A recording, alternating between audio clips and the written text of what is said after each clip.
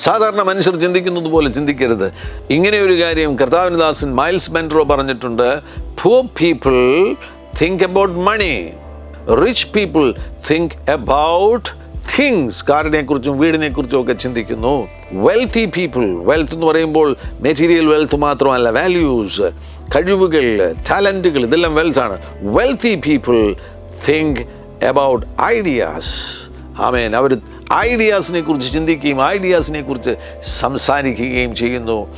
നിങ്ങളുടെ മേൽ വന്നിരിക്കുന്നത് പണം മുഖാന്തരമുള്ളൊരു റിച്ച്നെസ് അല്ല. നിങ്ങളിൽ വന്നിരിക്കുന്നത് ദൈവികമാകുന്ന എല്ലാ ഗുണമേന്മകളും, ദൈവം നൽകിയിരിക്കുന്ന ജ്ഞാനം, ദൈവം നൽകിയിരിക്കുന്ന വാല്യൂസ്, ദൈവം നൽകിയിരിക്കുന്ന കഴിവുകൾ, ദൈവം നൽകിയിരിക്കുന്ന താലന്തുകൾ, ഇവയെല്ലാം ചേർന്നുള്ള വെൽത്താണ് നിങ്ങളിൽ വന്നിരിക്കുന്നത്. നിങ്ങളൊരു വെൽത്തിയാകുന്ന വ്യക്തിയാകുന്നു എങ്കിൽ, ഒരു വെൽത്തി പേഴ്സൺ ആകുന്നു എങ്കിൽ നിങ്ങൾക്ക് ഐഡിയാസ് ലഭിക്കുവാൻ പോകുകയാണ്. ഈ തലമുറയിൽ ചെയ്തെടുക്കേണ്ട ഐഡിയാസ് പരിശുദ്ധാത്മാവ് നൽകി തരുവാൻ പോകുന്നു. അവിടെയാണ് അത്ഭുതങ്ങൾ സംഭവിക്കാൻ പോകുന്നത്. സമൂഹത്തിന് ഒരു ഉപകാരിയായി തീരും.